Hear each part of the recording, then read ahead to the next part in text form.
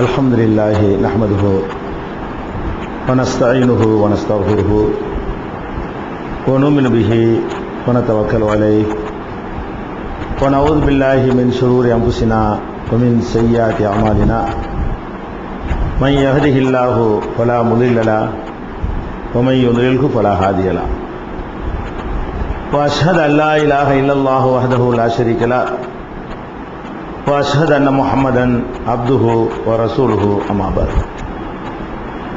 கண்ணியத்திற்குரிய எல்லாம் வல்ல அல்லாஹ் ஜல்ல ஷானஹு தஆலாவின் நல்லடியார்களே, அல்லாஹுடைய பேரருளால் அவனுடைய முக்கியமான ஒரு கடமையை நிறைவேற்றுவதற்காக நாம் எல்லாம் இங்கே குழுமி இருக்கிறோம். இந்த வாரம் அல்லாஹுவை நாம் புரிந்து கொள்வது எப்படி என்று சென்ற வாரம் சொல்லப்பட்ட செய்தியை தொடர்ந்து சில விஷயங்களை நாம் அறிந்து கொள்ளவிருக்கிறோம்.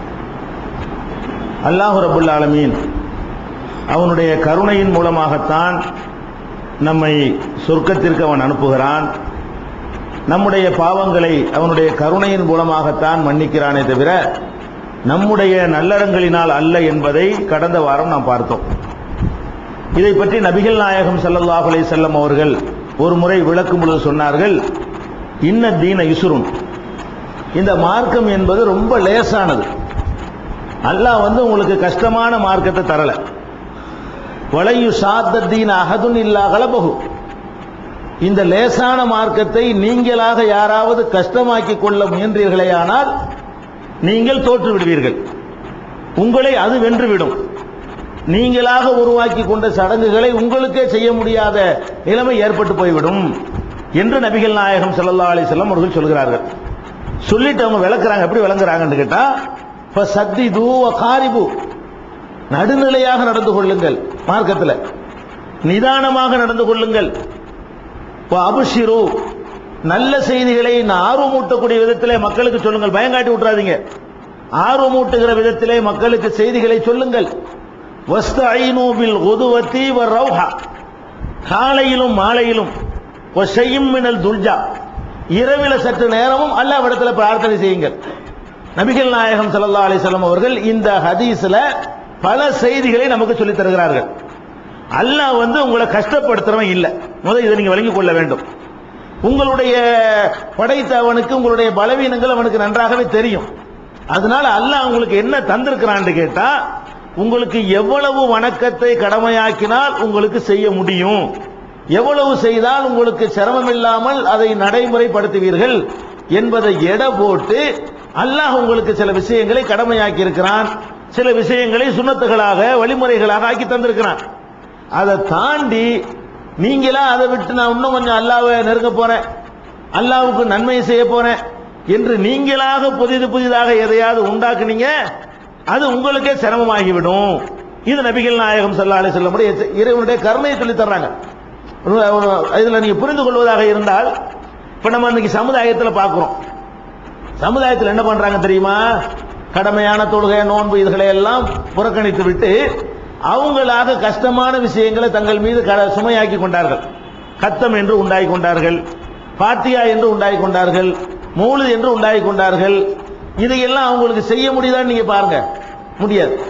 வட்டிக்கு வாங்கி செய்வாங்க, இருக்கிறத வித்துட்டு செய்வாங்க, யார்கிட்டயா கடனை வாங்கி செய்வாங்க.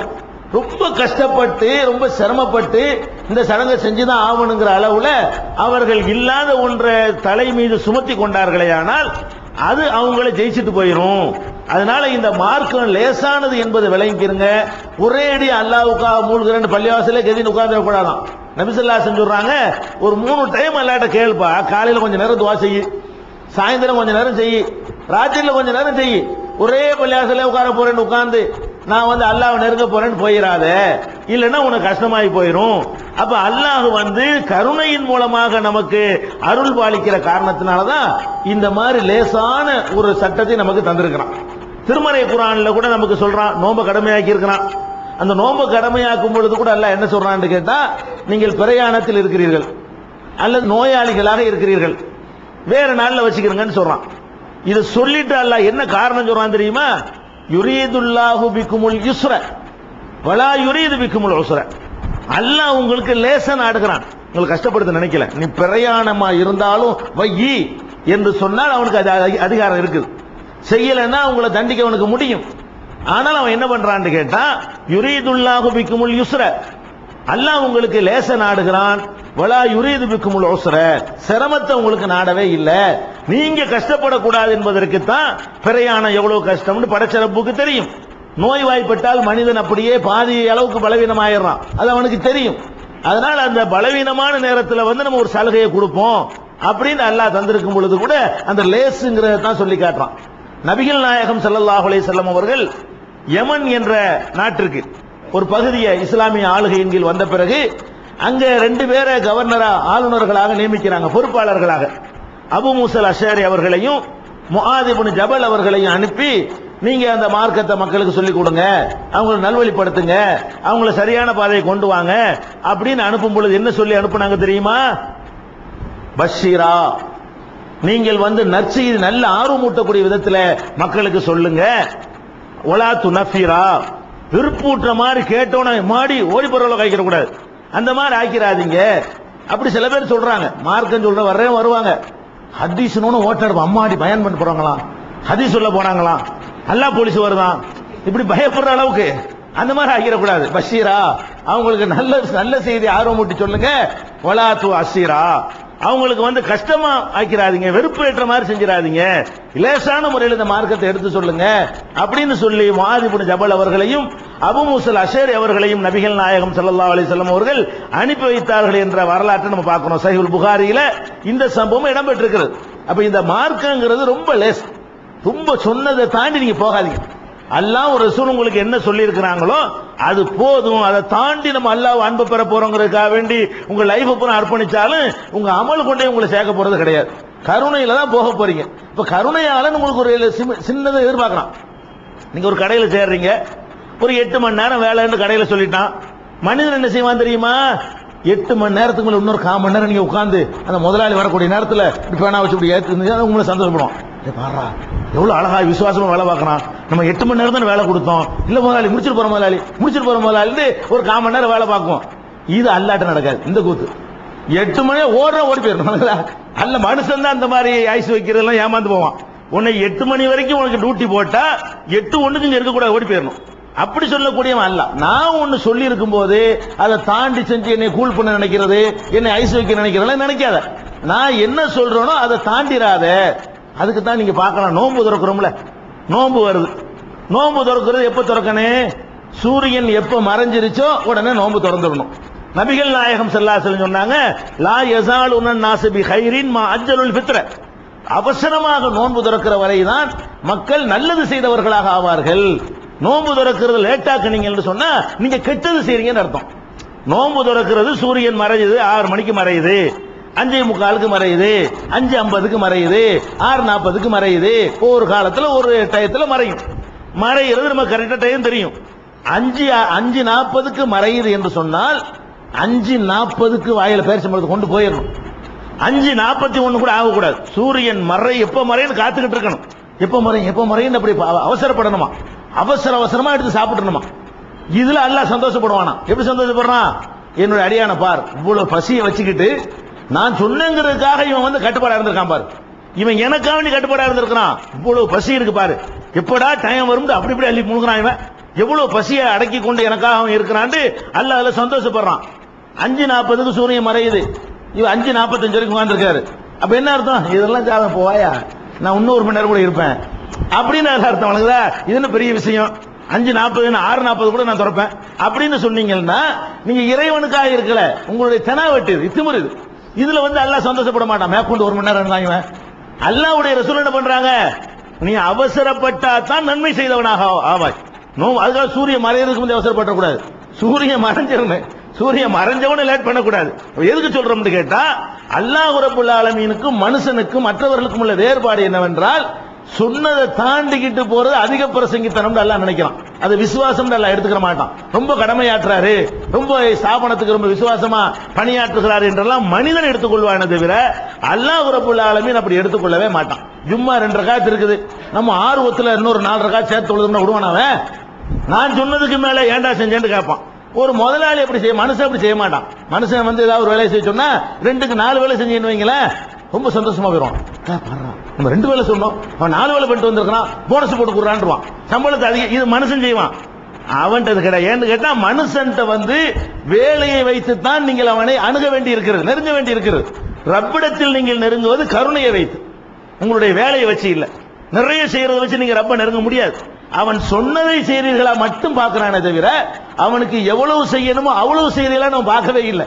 அவனுக்கு எவ்வளவு செய்யணுமோ அவ்வளவு செய்யறதா இருந்தா ஒத்துன்னு தேர மாட்டோம். அவனுக்கு செய்ய வேண்டிய அளவுக்கு நம்மளால் செய்ய இயலுமா? அவன் தந்திருக்கிற கருணைக்கு நம்ம பிரதி பலனா செய்யறதா இருந்தா இப்ப செய்யறத லட்சம் மடங்கு கோடி மடங்கு செஞ்சாலும் பத்தாது. அப்ப அந்த மாதிரி நபி ஸல்லல்லாஹு அலைஹி வஸல்லம் அவர்கள் சொல்றாங்க, இறைவன் கருணையில தான் உங்களை வந்து கொண்டு போயிட்டு இருக்கிறான், லேசாக்கி வச்சிருக்கிறான். ஒரு தடவை நபிகள் நாயகம் ஸல்லல்லாஹு அலைஹி வஸல்லம் அவங்கள்ட்ட ஒருத்தர் வர்றார். அல்லாஹ்வுடைய தூதரே, மதீனாவை சுற்றி நிறைய பள்ளிவாசல் இருந்துச்சு. ரசூலுல்லாஹ் காலத்துல மதீனாவுல மஸ்ஜித் நபவி இருக்கும், அங்க மட்டும் தொழுகை நடக்காது. சுற்றி பல பகுதிகளில் இஸ்லாம் பரவி போச்சு, அங்கங்க ஒவ்வொருவர் தொழுகை நடத்திக்கிட்டு இருப்பாங்க. ஒரு ஏரியாவில் தொழுகக்கூடிய ஒருத்தர் வந்து நபிகள் நாயகம் ஸல்லல்லாஹு அலைஹி வஸல்லம் அவங்கள்ட்ட வந்து கம்ப்ளைண்ட் பண்றாரு. என்ன கம்ப்ளைண்ட் பண்றாருன்னு கேட்டா, அல்லாஹ்வுடைய தூதரே, நான் வந்து இந்த தொழுகைக்கு போறதே கிடையாது, அந்த பள்ளிவாசலுக்கு தொழுகைக்கு நான் போகவே மாட்டேங்கிறேன். ஏன் போக மாட்டேங்கிறது தெரியுமா? அங்க ஒரு ஆளை நீங்க இமாம போட்டுக்கிறீங்க, அவர் இழுக்கிறார் பெருசா ஓதுறார். அதுல வந்து போனா என்னுடைய வேலையெல்லாம் பாதிக்கப்படுது. அவர் ரொம்ப நீளமா அவர் தொழுவிக்கிற காரணத்தினால நான் அங்க போறது கிடையாது. இதனால எனக்கு ஜமாத் தொழுகை நான் தவறி போயிடுது, தனியா தான் போய் தொழுகிறேன். அவரை ஃபாலோ பண்ணி தொழுதா ரொம்ப நேரம் எனக்கு தேவைப்படுது என்று நபிகள் நாயகம் ஸல்லல்லாஹு அலைஹி வஸல்லம் அவங்கள்ட்ட வந்து அவங்க வாழ்ற காலத்துல முறையிடுறாரு. அப்ப அதை சொல்றாரு. இதை சொன்ன உடனே நபிகள் நாயகம் ஸல்லல்லாஹு அலைஹி வஸல்லம் அவர்கள் அன்னைக்கு கோவப்பட்ட அளவுக்கு, அவ்வளவு கோவப்பட்டு நான் பார்த்தது கிடையாது. இது சொன்ன உடனே நபிகள் நாயகம் ஸல்லல்லாஹு அலைஹி வஸல்லம் கோபம் வருது. எப்படிப்பட்ட கோபம்? அந்த மாதிரி கோபம் அதுக்கு முந்தி வந்தது இல்ல. அவ்வளவு கடுமையா கோபம் வருது. யார் மேல கோபம் வருதுங்கிற இவர் மேலயா?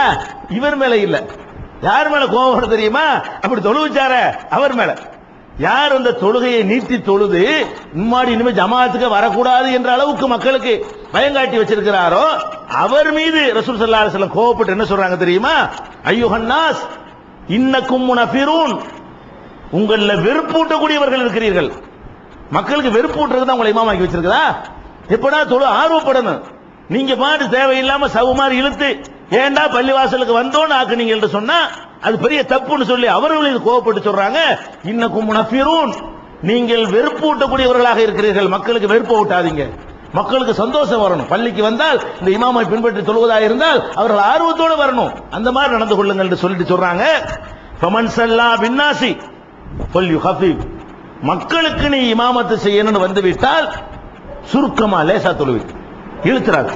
மக்கள் நீ தொழுவுறியா தனியா தொழுவுறியா? பக்கரா கூட போய் தொழுவு, 1 மணி நேரம் கூட தொழுது விட்டு ருக்கு செய், யாரும் கேட்க முடியாது. மக்களுக்கு தொழுவைக்கு வந்து விட்டேனால் நீ வந்து வேகமா தொழுவிக்கணும், சீக்கிரம் முடிச்சிடணும், அதிகமா இழுத்தரக்கூடாது என்று நபிகள் நாயகம் ஸல்லல்லாஹு அலைஹி வஸல்லம் சொல்றாங்க. அப்ப மக்களுக்கு வந்து வெறுப்பு ஊட்டுகிற விதத்தில் இந்த மார்க்கத்தை கொண்டு போயிடக்கூடாது, அவ்வளவு லேசான மார்க்கத்தை அல்லாஹ் தந்திருக்கிறான் என்று நபிகள் நாயகம் ஸல்லல்லாஹு அலைஹி வஸல்லம் சொல்றாங்க. ஒரு சந்தர்ப்பத்தில் சொன்னார்கள், ஹலக்கல் முத்தனத்திஊன், மார்க்கத்துல அந்த எக்ஸ்ட்ரீமா போறாங்கல்ல, அதாவது ரொம்ப ஓவரா மூழ்கிறது, அவர்கள் நாசமா போய்விட்டார்கள். மார்க்கத்தில் மூழ்கிறேன் என்று சொல்லிவிட்டு பொண்டாட்டி வேணாம், எனக்கு புள்ள வேணாம், எனக்கு தொழில் வேணாம், எனக்கு வீடு வேணாம், எனக்கு வாசல் வேணாம், எனக்கு அது வேணாம், எனக்கு அல்லாஹ் மட்டும் வேணும் அப்படின்னு சொல்லி, ஆன்மீகம் மட்டும் வேணும்னு சொல்லி எல்லாத்தையும் திறந்துட்டு எனக்கு ஒண்ணுமே தேவையில்லைன்னு யாராவது போனார்களே ஆனால் அவர்கள் நினைக்கிறார்கள் வெற்றி பெறலாம் என்று. அல்லாஹ்வுடைய தூதர் சொல்றாங்க நாசமா போயிட்டாங்க. ஹலக்கல் முத்தனத்திஊன், எல்லை மீறி போனவர்கள், மார்க்கத்தின் பெயரால் யார் எல்லை மீறி போகிறார்களோ அவர்கள் அழிந்து நாசமாகி விட்டார்கள் என்று 3 தடவை சொல்றாங்க. ஹலக்கல் முத்தனத்திஊன், ஹலக்கல் முத்தனத்திஊன், ஹலக்கல் முத்தனத்திஊன் என்று சபையில் வைத்து நபிகள் நாயகம் ஸல்லல்லாஹு அலைஹி வஸல்லம் அவர்கள் பிரகடனம் செய்திருக்கிறார்கள். அதனால மார்க்கத்தில் வந்து அல்லாஹ் என்ன சொன்னான்னு பாருங்க, அதை செய்யுங்க. அல்லாஹ்வுடைய ரசூல் என்ன சொன்னாங்கன்னு பார்த்து செய்யுங்க. அவன் சொன்னா இவன் சொன்னா நிறைய செய்ய போறான், அப்படி போறேன் இப்படி அந்த விளையாட்டு நமக்கு வேண்டியதில்லை. அதுல எல்லாம் நம்ம வெல்ல முடியாது, தேர முடியாது, மறுமையில் வெற்றி பெற முடியாது என்பதை நம்ம பார்த்துக் கொள்ளணும். ஒரு நாள் நபிகள் நாயகம் ஸல்லல்லாஹு அலைஹி வஸல்லம் அவர்கள் பள்ளி வாசலுக்கு வர்றாங்க. வந்தா ஒரு அம்மா இருக்கிறாங்க, ஒரு அம்மா, ஒரு பெண்மணி. இந்த பெண்மணியை பத்தி எல்லாரும் பேசுறாங்க. இந்த பெண்மணி எப்படிப்பட்ட பெண்மணி தெரியுமா? எப்ப பார்த்தாலும் தொழுகைதான். அந்த ரசூல் ஸல்லல்லாஹு அலைஹி வஸல்லம் காதுபட ஒரு பெண்மணியை பற்றி பாராட்டி சொல்லப்படுது. எப்படி சொல்றது? இந்த அம்மா எப்படிப்பட்டவங்க தெரியுமா? ஒரே தொழுகை தான். தொழுகைன்னா தொழுகைதான், வேற ஒண்ணும் செய்ய மாட்டாங்க. எப்ப பார்த்தாலும் தொழுகை. அப்படி ஒரு அம்மான்னு சொல்லி அப்படி பாராட்டி ரசூல் ஸல்லல்லாஹு அலைஹி வஸல்லம் அவங்க காது பட அதை சொல்றாங்க. உடனே ரசூல் ஸல்லல்லாஹு அலைஹி வஸல்லம் சொன்னாங்கம்மா நிறுத்துன்றாங்க. இந்த வார்த்தையை கேட்ட உடனே நிறுத்து, என்ன தொழுகிறாங்க, என்ன விளையாடுறீங்களா? அலைக்கும் பிமா துதீகூன், உங்களுக்கு இயன்றதை செய்யுங்கள். சும்மா எப்ப பார்த்தாலும் தொழுகிறான் பேர் வாங்குறதுக்காக செய்யாதீர்கள். இந்த மாதிரி ஒரு பேர் எடுத்துடக்கூடாது. ஏன்னு கேட்டா நீங்க எவ்வளவு செஞ்சாலும் அல்லாஹ் சடைய போறது இல்ல. 24 மணி நேரம் அல்லாஹ்வுக்கு சடைவா ஏற்பட போகுது. 10வது அவனுக்கு நீங்க செய்யறது கருணையில விட்டுருக்கிற காரணத்தினால இந்த மாதிரி இப்ப பார்த்தாலும் தொழுகிறாங்கன்னு பேர் வாங்குறதுக்கான தொழுவாதீங்க, சொன்ன அளவோடு நிறுத்திட்டு போங்க அப்படிங்கிறாங்க. எது எது சுன்னத்து என்று உங்களுக்கு சொல்லப்பட்டிருக்கிறதோ, எது எது உங்களை செய்யணும்னு மார்க்கத்தில் அனுமதிக்கப்பட்டிருக்கிறதோ அதை செய்யணுமே தவிர இப்ப பார்த்தாலும் தொழுகை வேற ஒண்ணுமே செய்ய மாட்டாங்க, தொழுகண்டா அவங்க தான் தொழுகை அப்படிங்கிற பேர் வாங்குற மாதிரி அது நடக்கக்கூடாது. ஒரு ஆள் வந்து தொழுகை ஒரே தொழுகை தாங்க, எப்ப பாருங்க தொழுதுட்டு இருப்பாங்க அப்படின்னு ஒரு ஆள் பேர் வாங்கினா அவர் கெட்டவர் அர்த்தம். அல்லாஹ்வுடைய கடமையை செய்யணும், பொண்டாட்டி செய்யற கடமையை செய்யணும், குடும்பத்துக்கு செய்யற கடமையை செய்யணும், வெளி உலகத்தில் எவ்வளவு அதை செய்யணும், அதெல்லாம் செய்தவர் நல்லவர். இவர் எப்ப போய் பாருங்க 10 மணிக்கு தான் தொழுதுட்டு இருப்பாரு, 11 மணிக்கு பாருங்க அப்ப தொழுதுட்டு இருப்பாரு, 2 மணிக்கு போய் பாருங்க வீட்டுல தொழுதுட்டு இருப்பாரு, 3 மணிக்கு பாருங்க தொழுதுட்டு இருப்பாரு. நல்லதா இது? அப்ப வேற கடமைகள் இப்ப செய்யறது இத நபிகள் நாயகம் ஸல்லல்லாஹு அலைஹி வஸல்லம் சொல்றாங்க, இப்படி செய்யாதீங்க, இந்த மாதிரியாக இப்படி ஒரு பேர் எடுக்காதீங்க என்று பெருமானார் ஸல்லல்லாஹு அலைஹி வஸல்லம் அவர்கள் கண்டிக்கிறத பாக்குறோம். அப்ப எல்லாம் மீறக்கூடாதுன்னு சொல்ற இபாத அல்லாஹ் வந்து கருணையாளனா இருக்கிறதுனால அவனை நம்ம திருப்திப்படுத்துறது எப்படின்னு விளங்காம நம்ம நிறைய செஞ்சு எப்படியா திருப்திப்படுத்திடுவோம், அதிகமா செஞ்சு அல்லாஹ் சந்தோஷப்படுவான், அப்படி அல்லாஹ் இல்ல விளங்கிருந்தீங்க. சொன்னதை செய்யறதுல மட்டும் திருப்தி அடைகிறவன், நீங்க அதிகமா செய்யறதுல வந்து அல்லாஹ் திருப்தி அடைய மாட்டான், கோவம் தான் படுவான். அதுக்கு தான் நபி ஸல்லல்லாஹு அலைஹி வஸல்லம் அவர்களை கொண்டு இதை விளக்க சொல்றான். ஒரு நாள் நபி ஸல்லல்லாஹு அலைஹி வஸல்லம் அவங்க வந்து மக்களுக்கு சொன்னாங்க, நடுத்தரமான அமல்களை செய்யுங்க, ரொம்ப எல்லை மீறாதீங்கன்னு சொல்றாங்க. அப்ப சில சஹாபாக்கள் கேட்கிறாங்க, லஸ்னாக ஹையத்துக்கு யார சொல்லலாம், அல்லாஹ்வுடைய தூதரை நாங்க என்ன உங்களை மாதிரியா, நீங்க கொஞ்சம் செஞ்சாலும் நீங்க எப்படியா சொர்க்கத்துக்கு போயிருவீங்க, நீங்க அல்லாஹ்வுடைய தூதர், நாங்கள்லாம் நிறைய செஞ்சாதான் போவையால், உங்களுக்கு நாங்கள் ஒன்னா, நீங்க பாவம் செஞ்சா கூட அட்வான்ஸா மன்னிச்சிருங்கிறான். நீங்க வந்து பாவம் செஞ்சாலும் மன்னிச்சிடுறேன் அட்வான்ஸ் பெற்றிருக்கிற காரணத்தினால நீங்க கொஞ்சம் அமல் செஞ்சா கூட எப்படி சொர்க்கத்துக்கு போயிருவீங்க, அமலே செய்யாட்டா கூட தான் பாவத்தை மன்னிக்கிறேங்கிறான்ல, நீங்க போயிடலாம், நாங்க அப்படியா அப்படின்னு சொல்லி என்ன செய்யறாங்க சஹாபாக்கள் கேட்கிறாங்க. கேட்ட உடனே அப்போ ரசூல் ஸல்லல்லாஹு அலைஹி வஸல்லம் என்ன ஆகுதுன்னு கேட்டா முகத்துல தெரிகிற அளவு கோவப்படுறாங்க. சொன்ன உடனே கோவம், என்ன நினைச்சிட்டு இருக்கிறீங்க நீங்க, உங்களை விட நான் அல்லாஹ்வை அதிகம் அஞ்சுகிறேன், உங்களை விட அல்லாஹ்வை நான் அதிகம் அறிந்து வைத்திருக்கிறேன், சொன்னதை செய்யுங்க, எதை நான் சொல்கிறேனோ எதை அல்லாஹ் சொல்கிறானோ அதை செய்யுங்கள், நீங்கள் அல்லாஹ்வை திருப்திப்படுத்துறேன்னு சொல்லிட்டு எல்லை மீறி போய் விடாதீர்கள் என்று அந்த நேரத்திலும் கோபமாக நபி ஸல்லல்லாஹு அலைஹி வஸல்லம் அவர்கள் கண்டிச்சதை நம்ம பார்க்கிறோம். அதே மாதிரி அம்ர் இப்னு ஆஸ் ஒரு சஹாபி, அப்பதான் கல்யாணம் ஆயிருக்கு அவருக்கு. திருமணம் ஆனவனை பார்த்தா மனைவி வீட்டார்ட்ட இருந்து நபிகள் நாயகம் ஸல்லல்லாஹு அலைஹி வஸல்லம் புகார் போகுது. அவர் அப்பதான் கல்யாணம் பண்ணியிருக்கிறாரு. பொண்ணு கொடுத்தவங்க கம்ப்ளைண்ட் பண்றாங்க, அல்லாஹ்வுடைய தூதரே நல்ல மனுஷன் கல்யாணம் பண்ணி கொடுத்தோம், இவர் எப்ப பார்த்தாலும் தொழுதுகிட்டு இருக்காரு, பகலெல்லாம் தொழுகிறாரு, ராத்திரி பூரா நோன்பு வைக்கிறாரு, எதுக்கு என் மோளை கட்டி கொடுத்தேன்னு தெரியல, அந்த மாதிரியான ஒரு சந்தோஷமா இருக்க மாட்டேங்கிறாரு என்று அவரை பற்றி நபிகள் நாயகம் ஸல்லல்லாஹு அலைஹி வஸல்லம் அவர்கள்ட்ட புகார் தெரிவிக்கிறாங்க. உடனே ஓடி போறாங்க ரசூல் ஸல்லல்லாஹு அலைஹி வஸல்லம் அவரை தேடி, கூப்பிட விட்டா கூட வந்திருப்பாரு. நபி ஸல்லல்லாஹு அலைஹி வஸல்லம் செய்யறாங்கன்னு அவரை தேடி போறாங்க. அவரை தேடி போய் என்னப்பா அம்ர் இப்னு ஆஸ் இப்படி ஒரு கம்ப்ளைண்ட் வருது, நெசமா, நீ பகலெல்லாம் தொழுவுறேன்னு சொல்றாங்களே நெசமா, பகலெல்லாம் நோன்பு வைக்கிறாங்கிறாங்களே, ராத்திரி பூரா நின்று தொழுவுறேங்கிறாங்களே, இது நெசமான்னு கேட்கறாங்க. ஆமா நெசம்தான், அப்படிதான் நான் செய்யறேன் அப்படின்னு ஒரு சொல்றாரு. அப்ப நபி ஸல்லல்லாஹு அலைஹி வஸல்லம் சொல்லி காட்டுறாங்க, இப்படி செய்யாத, இன்னக இதா ஃபால்த தாலிக, இந்த மாதிரி நீ செய்ய ஆரம்பித்தால் ஹஜமத்து ஐனுக, உன்னுடைய கண்கள் வந்து சோர்வடையும், ராத்திரி பூரா விழிச்சிட்டு இருந்தேன்னு சொன்னா கண்ணுக்கு கேடு ஏற்படும், வனஃபஹத் நஃப்ஸுக, உன்னுடைய உடலுக்கும் உயிருக்கும் கூட உன் ஆத்மாவுக்கு என்ன செய்யும், பலவீனப்பட்டு போயிடும், இன்னலி நஃப்ஸிக ஹக்கா, உனக்கு செய்யற கடமை என்று சில கடமைகள் மார்க்கத்தில் இருக்கின்றன, ஒலை அஹ்லிக ஹக்கா, உன்னுடைய குடும்பத்திற்கு செய்ய வேண்டிய கடமை இருக்கிறது, அதனால சும்ப அஃப்திர், நோன்பு வையி, நோன்பு வைக்காம இருப்பா, ஒரு நாளைக்கு நோன்பு வை, ஒரு நாளைக்கு நோன்பு வைக்காத, 2 நாளைக்கு வை, 2 நாளைக்கு விட்டுரு, ஒக்கும் வனம், எந்திரிச்சு ஒரு நாளைக்கு தொழுவு, ஒரு நாளைக்கு தூங்கிரு, கொஞ்ச நேரம் தொழுவு, கொஞ்ச நேரம் தூங்கு, ஒரே தொழுதுட்டே இருந்தீங்கன்னா அது என்ன செய்யறது, அப்ப அந்த மாதிரி செஞ்சிடாதப்பா என்று வழிய போய் நபிகள் நாயகம் ஸல்லல்லாஹு அலைஹி வஸல்லம் அவர்கள் அறிவுரை சொன்னதை பார்க்கிறோம். அப்ப இதுதான் எதுக்கு சொல்றோம்னு கேட்டா, இந்த மார்க்கத்தின் பெயரால வரம்பு மீறுற காரணத்தினாலதான் சுன்னத்துகள் அடிபட்டு இந்த மார்க்கத்தில் பிதஅத்துகள் உண்டாகி போச்சு. அல்லாஹ் சொன்னது போதும், ரசூல் சொன்னது போதும்னு இருந்தோம்னு சொன்னா கரெக்டான மார்க்கம் நம்மகிட்ட இருக்கும். 10வது நினைக்க ஆரம்பிச்சீங்கன்னா நீங்க புதுசு புதுசா உண்டாக்குவீங்க, செய்ய வேண்டியதை விட்டுருவீங்க. இன்னைக்கு கத்தம் பாத்தியா வந்தனால தொழுக போச்சா இல்லையா? கத்தம் பாத்தியாவில் ஆர்வம் காட்டக்கூடிய மக்கள் 5 வேளை தொழுகிறாங்களா? போலி சடங்குகள்ல ஆர்வம் காட்டக்கூடிய மக்கள் நோன்பு வைக்கிறாங்களா? மார்க்கம் சொல்லக்கூடிய மற்ற சுன்னத்துக்களை ஒழுங்கா பேணுறாங்களா? பேண மாட்டேங்கிறாங்க. மார்க் அடிபட்டு போயிடும். நீங்க எப்ப இல்லாத நீங்க கூட ஆரம்பிக்கிறீங்களோ இருக்கிறது உங்களை விட்டு மைனஸ் ஆகி போயிடும். அதனால அல்லாஹ் ரசூல் சொன்னதோடு நிப்பாட்டிக்கிறீங்க. அவன் சொன்னதை செஞ்சா உங்களுக்கு மார்க் கொஸ்டின். அவனுக்கு பயன் தானே இபாதத்து பண்றோம். இபாதத்து எதுக்கு பண்றீங்க? உங்களுக்கு அது இபாதத்து உணவா? இபாதத்து செஞ்சா அப்படி வயிறு நிறைய ஒண்ணும் கிடையாது. அவனுக்கு பயந்து செய்யறோம். அவனே கேட்க மாட்டான்னு நீ போட்டு ஆழ்த்திக்கிற. அவன் எதை கேட்பான் அந்த அளவுக்கு செய்யி என்று பெருமானார் ஸல்லல்லாஹு அலைஹி வஸல்லம் அவர்கள் வழிகாட்டுகிறார்கள்.